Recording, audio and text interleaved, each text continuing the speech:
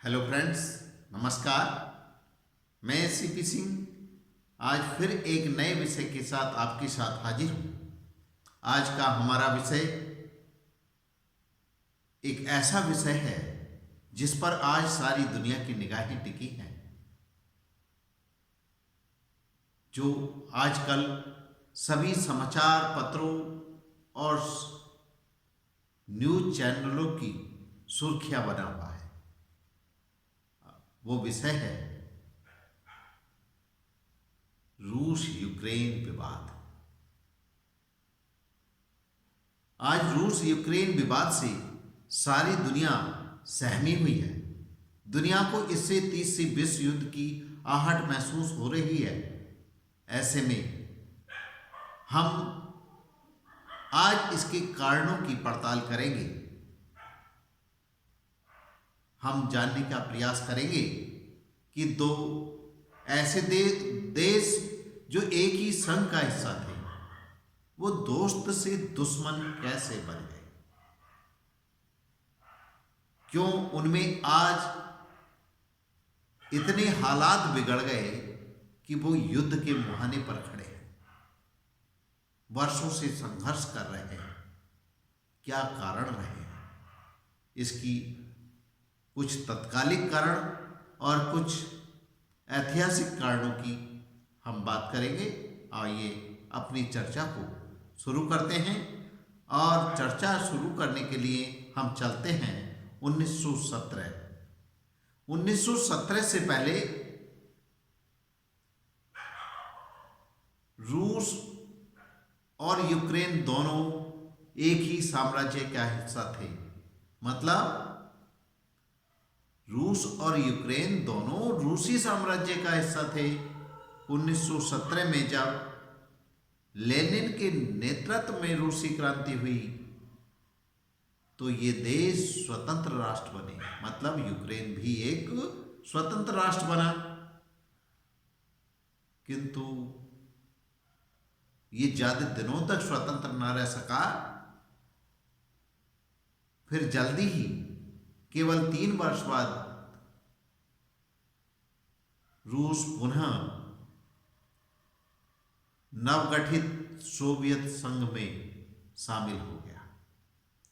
Soviet संघ उस समय की एक उभरती हुई महाशक्ति के रूप में था, जो बहुत शक्तिशाली हुआ, जिसकी सेना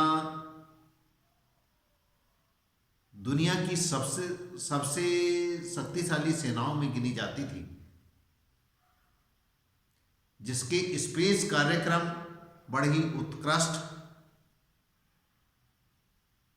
और दुनिया के लिए बड़े महत्वपूर्ण साबित हुए।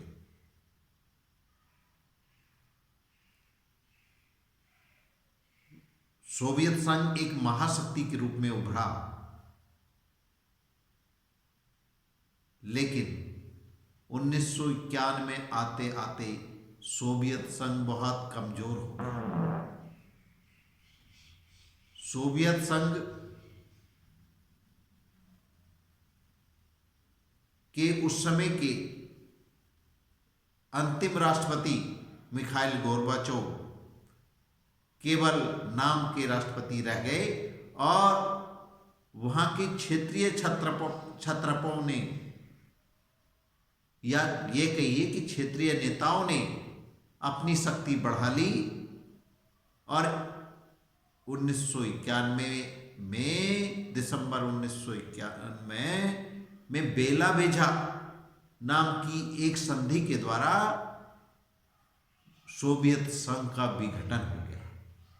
सोवियत संघ में शामिल सभी 15 देश स्वतंत्र राष्ट्र बन गए।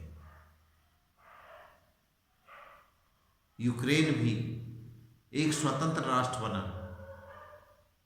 और इन स्वतंत्र राष्ट्रों में रूस सबसे बड़ा और सबसे शक्तिशाली राष्ट्र, क्योंकि सोवियत संघ के अधिकांश संसाधनों पर रूस का ही कब्जा रहा। स्वतंत्र होने के बाद में यूक्रेन रूसी छत्रछाया से निकलने के लिए प्रयास करने लगा। रूसी छत्रछाया से निकलने के प्रयास में यूक्रेन ने पश्चिमी देशों के साथ नजदीकियां बढ़ाई और उसने उनके साथ बड़े मधुर और मैत्रीपूर्ण संबंध स्थापित किए। वो छत्रछाया निकलने के प्रयास में यूरोपीय संघ में शामिल होने की प्रक्रिया में शामिल हो गया और इसमें यूरोपीय संघ में शामिल होने के लिए एक समझौता किया। अब सन 2010 में यूक्रेन के राष्ट्रपति बनते हैं विक्टर यानुकोविच। विक्टर यानुकोविच एक रूसी समर्थक यूक्रेनी राष्ट्रपति थे। विक्टर यानुकोविच जो यूक्रेन के राष्ट्रपति थे, उन्होंने रूस के साथ बड़े ही करीबी, मधुर और मैत्रीपूर्ण संबंध स्थापित किए। उनकी रूस के साथ घनिष्ठता इतनी बढ़ी कि रूस के प्रभाव में आकर उन्होंने यूक्रेन का यूरोपीय संघ में शामिल होने के समझौते को रद्द कर दिया। यूक्रेन के यूरोपीय संघ में शामिल होने के समझौते के रद्द होने के बाद यूक्रेन में बहुत भारी विरोध प्रदर्शन हुए। इन विरोध प्रदर्शनों के परिणाम स्वरूप तत्कालीन राष्ट्रपति विक्टर यानुकोविच को अपने पद से त्याग पत्र देना पड़ा। रूसी समर्थक राष्ट्रपति के त्याग पत्र देने के बाद रूस यूक्रेन से नाराज हो गया। अब रूस यूक्रेन के प्रति आक्रामक हो गया। उसने यूक्रेन के अलगाववादियों को हवा देनी शुरू कर दी, उन्हें उकसाना, उन्हें सहायता देना शुरू कर दिया।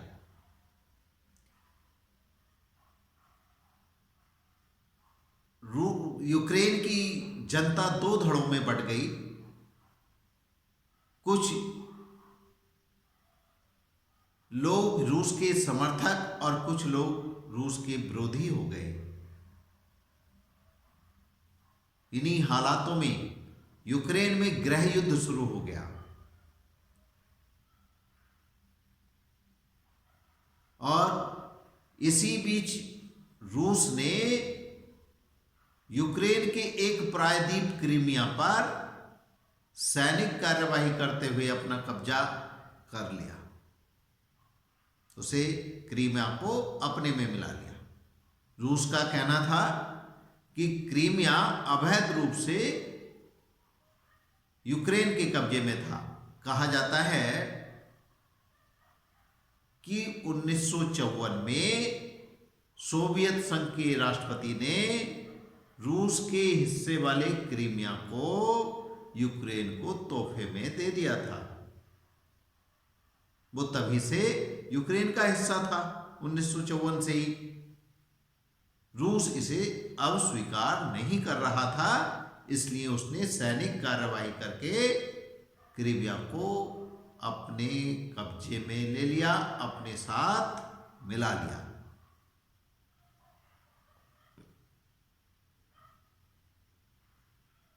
इसके साथ साथ रूस ने अलगाववादियों को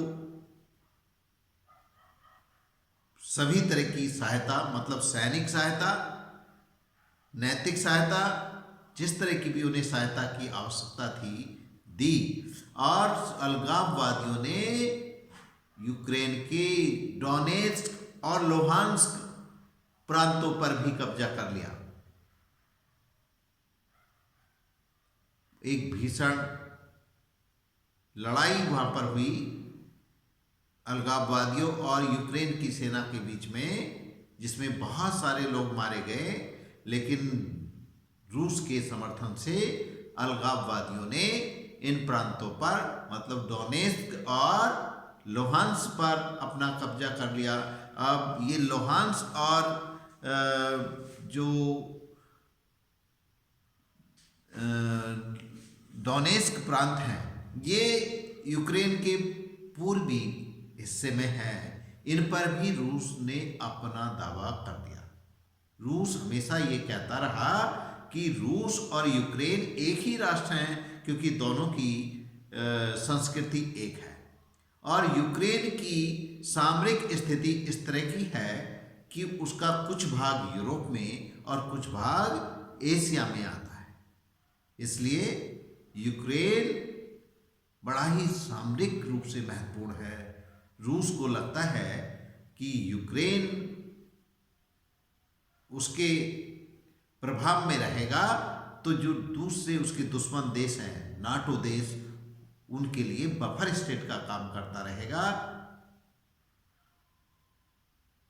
इसी तरह से अब वो जब रूस ने अलगाववादियों को सहायता दी तो यूक्रेन की सरकार को एक ऐसे मित्र या साथी की आवश्यकता महसूस हुई जो रूस से उनकी रक्षा कर सके। ऐसे में उनके लिए सबसे बेहतर विकल्प था पश्चिमी देशों का सैनिक संगठन नाटो। नाटो में शामिल होने के लिए यूक्रेन ने प्रयास शुरू कर दिए और नाटो में सम्मिलित होने की अनुमति पश्चिमी देशों ने भी, नाटो देशों ने भी यूक्रेन को अपने में सम्मिलित करने की अनुमति दे दी। जबकि सोवियत संघ से अलग हुए कुछ देश पहले ही नाटो में सम्मिलित हो चुके थे।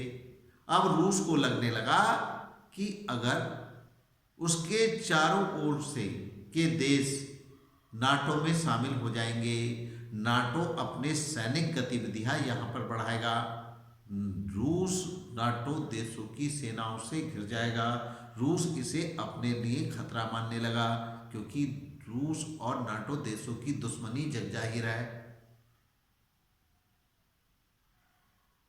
नाटो देश भी यूक्रेन में रूस पर दबाव बनाने का, उसे घेरने का एक अच्छा अवसर समझ रहे थे। रूस ऐसा नहीं चाहता था, इसीलिए रूस ने यूक्रेन पर दबाव बनाने के लिए नवंबर में ही अपनी सेनाओं को यूक्रेन की सीमा पर भेज दिया था। उसने बहुत सारे लगभग 2 लाख सैनिकों को भेजा यूक्रेन की सीमा पर। इससे वहां पर तनाव उत्पन्न हो गया। तनाव उत्पन्न होने पर राष्ट्रपति अमेरिकी राष्ट्रपति जो बाइडेन ने रूस को चेतावनी जारी की कि अगर उसने यूक्रेन पर हमला किया तो उसे गंभीर परिणाम भुगतने पड़ेंगे। बहुत सारी चेतावनियां जारी हुई। अनेक देशों ने, नाटो देशों ने प्रतिबंध लगाने की बात की। तब रूस ने अपनी सुरक्षा चिंताएं और कुछ मांग पश्चिमी देशों के समक्ष रखी, जिनमें ये कि नाटो देश पूर्व सोवियत संघ के देशों को, जो पूर्व सोवियत संघ से अलग हुए देश हैं, उन देशों को और यूक्रेन को नाटो में शामिल नहीं करेंगे। दूसरी बात, नाटो देश यूक्रेन में और पूर्वी यूरोप में अपनी सभी गतिविधियां, सैनिक गतिविधियां बंद कर देंगे। लेकिन पश्चिमी देशों ने रूस की इन मांगों की अनदेखी की, जिसके कारण रूस आक्रामक होता चला गया। कहा यह भी जाता है कि इसमें अमेरिकी राष्ट्रपति जो बाइडेन का भी इसे बढ़ावा देने में एक बड़ा हाथ है, क्योंकि अमेरिकी राष्ट्रपति जो बाइडेन अफगानिस्तान में हुई किरकिरी या उनकी विफलता को से जो उनकी साख गिरी है, उस साख को हासिल करना चाहते थे वो यूक्रेन में, जिसके कारण यूक्रेन और रूस विवाद बढ़ता चला गया और आज स्थिति एक युद्ध में की रूप में सामने आई है। इस तरह से कई सारे कारण रहे कि नाटो देशों में सम्मिलित होने से रोकने के लिए रूस ने यूक्रेन पर यह दबाव बनाया था, लेकिन जितना दबाव बनाया यूक्रेन नाटो की ओर खिसकता चला गया और रूस यूक्रेन पर आक्रामक होता चला गया, जिसके कारण आज ये युद्ध के हालात उत्पन्न हो गए हैं। ईश्वर